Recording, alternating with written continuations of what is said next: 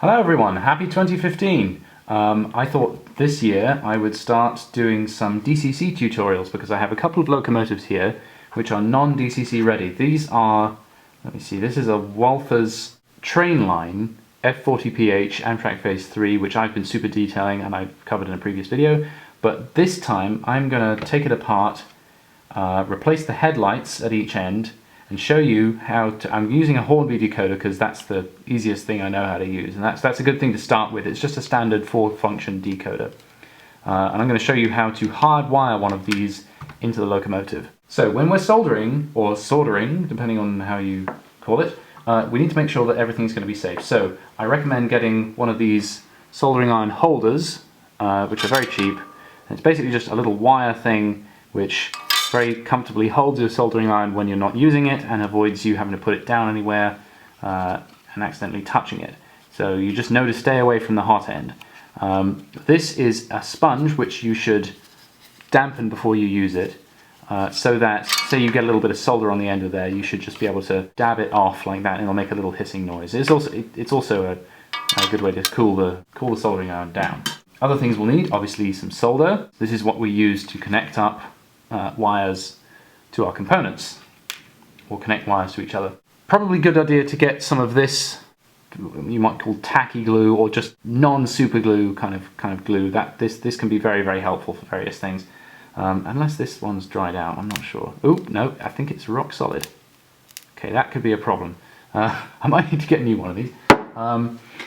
But anyway, it can be very useful for fixing wires where they need to go, or say if you need to put a headlight, and fix it inside the body of your locomotive. It's very useful for doing that. Alternatively, we have this stuff, which is electrical tape, and this stuff is really useful. This is what you're going to need to isolate your wiring from everything else in the train, to make sure it's not going to foul contact with another piece of the locomotive and cause a short circuit. The other option is to use these guys. These are heat shrinks. Basically, you just put on the end of the wire, like so, and then by rubbing the soldering iron right on these, they will shrink and tighten around the connection and insulate it. So as you can see, I've got my two locomotives here. I'm all ready to go. I've got this 4-function decoder, which I'm going to use in one of the locomotives. I've already opened one of them. That's what it looks like. I've got red and black wire. Now this stuff is what they call stranded, because it's got multiple strands of copper wire inside it. But I also have single core wire, which basically is one solid piece. That stuff is, I think, less good for connections like this. I think this stuff is much more robust, and you're more likely, because you've got a greater surface area, to connect from one to the next, and it just ensures a more secure connection. So with all that said, let's maybe just explain a little bit about how the Hornby decoders work. So here is our decoder. It's about the size of my little fingernail, I suppose. And they come with the main body of the chip, which is there, and on this end the harness, or the 8-plug pin. Now, since we're not installing this into a DCC ready locomotive, what we're going to want to do is chop that right off, leaving as much of the wires as possible. So here we go. There we go. Okay, so you can see I've separated out the wires, so they're a little bit easier to look at and see what it is they do. Firstly, the most important ones are the red and black, orange and grey. Red and black connect to the track pickups. So a good way to remember this is it's a little silly rhyme, which is red and black to the track, orange and grey the other way. So orange and grey then go to the motor, and you need to figure out which one goes with which. I think orange is generally motor on the right, and grey is motor left. If I'm understanding my instructions correctly.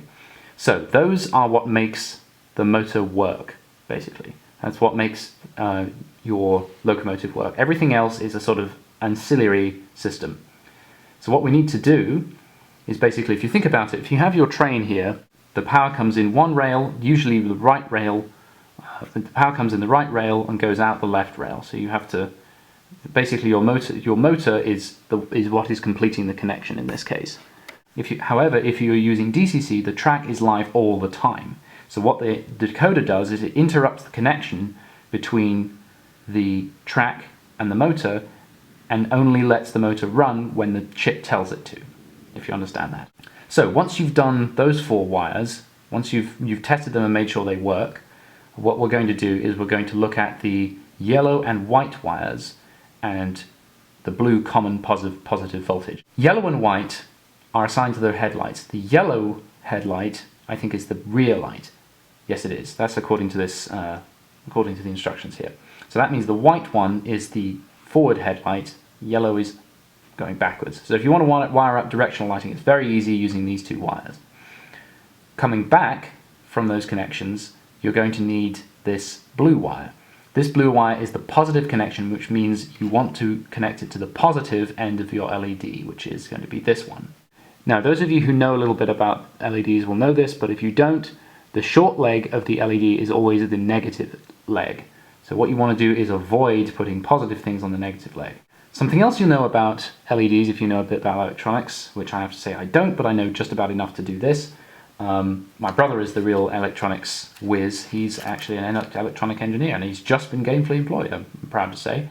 What you need to do is step down the voltage to make sure you don't blow the LED.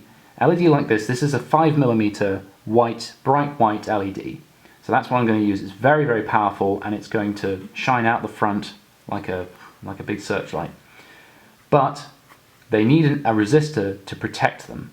The resistor basically lowers the voltage across the LED, or so my brother tells me. So it doesn't actually matter which leg, whether it's the positive or negative leg you connect the resistor to, but there must be one.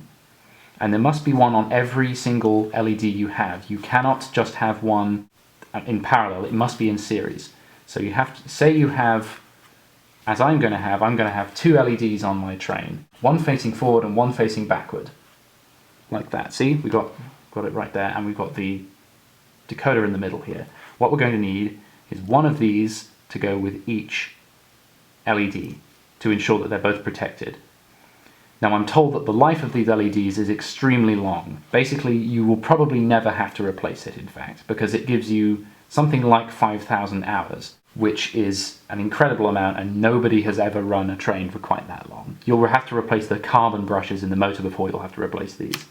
So with that, let's get our engine apart and see if we can decipher how it works. So as you can see, I've got my locomotive here, and if I remember correctly, there are 4 screws that you need to unscrew in order to disconnect the body, using my precision screwdriver set. Now these are very, very useful. You should probably get one of these if you're going to be doing a lot of DCC conversion, because if I can open the damn thing, these will make fiddling around in here, especially if you've got quite an intricate system of screws, this will make opening your locomotive a lot easier.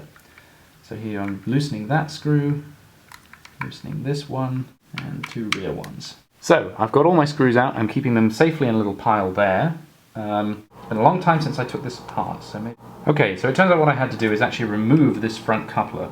So as you'll see, what we've got here is basically a lighting board here, which ensures that the directional lighting works. So there we go, we've got red and black going to each of these bulbs, which I'm now going to remove. So you see we've got 2 headlights, both attached to this lighting board, which probably has some sort of a diode or transistor attached to it to ensure that only one of them lights up at a time. Now what we're going to do now is we're going to remove each of these tabs and take everything apart and just be sure that it works the way we think it. The one question I have is that Walthers have not used the standard color coding, which means that figuring out what goes with what is going to be a little bit tricky. The only problem we have is that these 2 connections, neither one of them is black, so we don't quite know which one is negative. However, it shouldn't matter because we know that this is the direction of travel, which means that this is the right one and that's the left one. We can basically throw this away once we're done because we're not going to need any of the lighting components on this board. The chip will do that all for us. So, problem is, this wire is wrapped around in such a way that actually it connects to the motor here, and this one connects to the motor down there somewhere, so I don't actually know which one's which. I can just take these tabs off here. Okay, time to do a little bit of testing, and maybe unsolder these connections, or failing that, no, let's not unsolder them, that's a waste of time. What we can do is just snip them right here, there we are, and remove the lighting board. So this lighting board we are no longer going to need, and we're going to be replacing these light bulbs with LEDs. Okay, so I think I've figured this out now. Having looked up the answer from Professor Internet, I have found out that the motor's blue wire connects to the decoder's grey wire. The motor's red wire connects to the decoder's orange wire. So those two have sorted out. The pickup ones need to be soldered here. So these are the left ones, which means they need to be soldered to the black decoder wire. These are the right ones, so they need to be soldered to the decoder's red wire. Right, now that we've got the wire map sorted out, what we're going to do is we're going to use our wire snippers here. You should definitely get a pair of these because you're going to be doing a lot of it. You're going to be using these wire snippers to take the insulated sheath off and give us something we can work with for soldering these guys together. So it turns out actually these wires are too small for this pincer. So what we'll do is just be very careful, and not do that, which is to cut a piece of wire straight off. So we want to just sink it very slightly in and then pull it off like that. Okay, so all of these are now bare. So we'll come back to this later, and we're now going to do the same for the decoder. Now you might notice I didn't mention the green or purple wires. These are the third and fourth function wires. So you don't have to use these if you don't anticipate them. I suggest chopping them flat so that they don't cause a short circuit, maybe even putting some insulation tape over them. These are used for things like speakers or marker lights, which are optional. Functions 1 and 2, of course, being the white and yellow wires. Okay, so all of our decoder wires, all the ones we're going to be using, are now ready. The green and the purple ones we are not going to be using. So I suggest, if you're not going to be using them, don't cut them completely off, but cut them flat. There we go. So that, you see, has a little piece of tape over it now. We're ready to start tinning wires. Now, tinning wires means basically using a little bit of solder, melting it onto the wire so it's ready to make a quick connection. Okay, so welcome back. As it actually happens, I completed this locomotive, number 242. I installed the decoder, but the problem is it ended up having the wrong color LED in the front. So what I would like to do now is take those out. I went and got some more. I thought what I had was high brightness white, but I actually had yellow because they looked like this. They looked clear. So I've gotten a bunch of these now. These are high brightness white. So I'm going to install some of those. I'm also going to convert this one. And there are the lights that are on, and I don't know how well you can see it, but they are actually slightly the wrong colour. And the directional lighting worked perfectly. What we're going to do is we're going to basically strip out those LEDs and replace them. As you'll see here, I've also got a pair of, well, these are called helping hands. And trying to do this job yesterday without these was rather difficult. So I got myself a pair of these. And what they do is they grasp onto your wires and just ensure that they're not going to move. So here's what you can see when we open her up. There's the chip I put in. You can see the lighting going to either end. I ended up using the electrical tape to fasten the cables down and to ensure that, and also to isolate them. Used a bit of heat shrink, but I also used some insulating tape. So as you can see, this is the light assembly. So I've now unsoldered all the joints here. This is one of the assemblies I made for the LED. Now unfortunately this LED, though it looks clear, as you can see, it's actually yellow coloured. So what I'm going to do is I'm going to put that aside and consider that a prototype, as well as this one. So you can see the end of the LED. So what we're going to be doing, this soldering iron is extremely hot. I've put a different attachment on the end of it. And what we're going to do is just heat, put a little bit of solder on that leg So it's ready to solder to something else now. Same with the other one. Okay, so that's successfully tinned now. Now we're going to do the same thing with our resistor. Now remember to be very, very careful with the soldering iron because it's extremely hot. Now what we're going to do is we're going to solder the LED and the resistor together. I'm going to put the resistor on the positive end. So guess what we need to do? We need to tin the end of that wire now. Probably the easiest way to do this is to heat the wire itself and then let the solder just fall onto it. There we go. So you can see that that wire is now silvery. Now when things are hot, it's best to use tweezers to handle them. Let's do the same with that. Just let the solder sort of fall on like paint. There we go. Now you might notice that the end of this soldering iron is flat. I'm using that because it's just so much easier to apply heat consistently to a length of wire. Okay, so I think this is probably ready. Our resistor onto this wire. There we go, there's a solid connection. And our resistor and wire are very safely fastened together.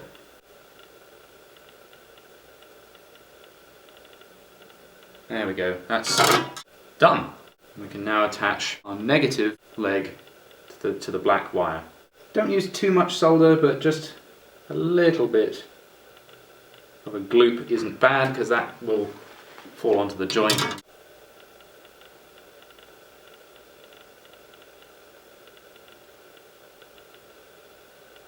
That is a complete light assembly for you. There you go.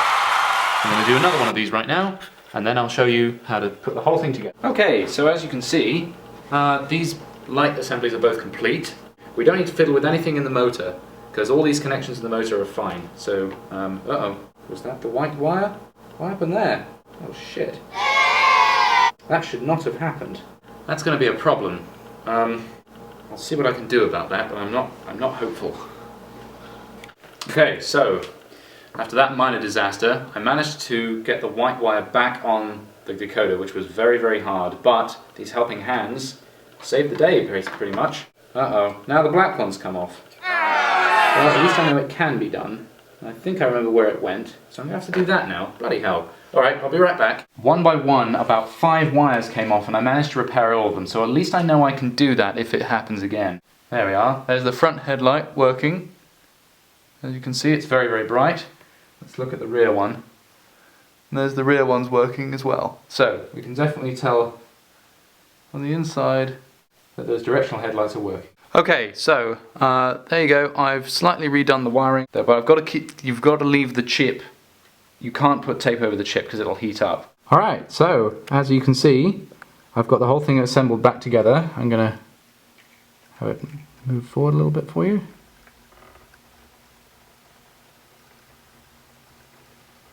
Whole thing put back together, screwed back together.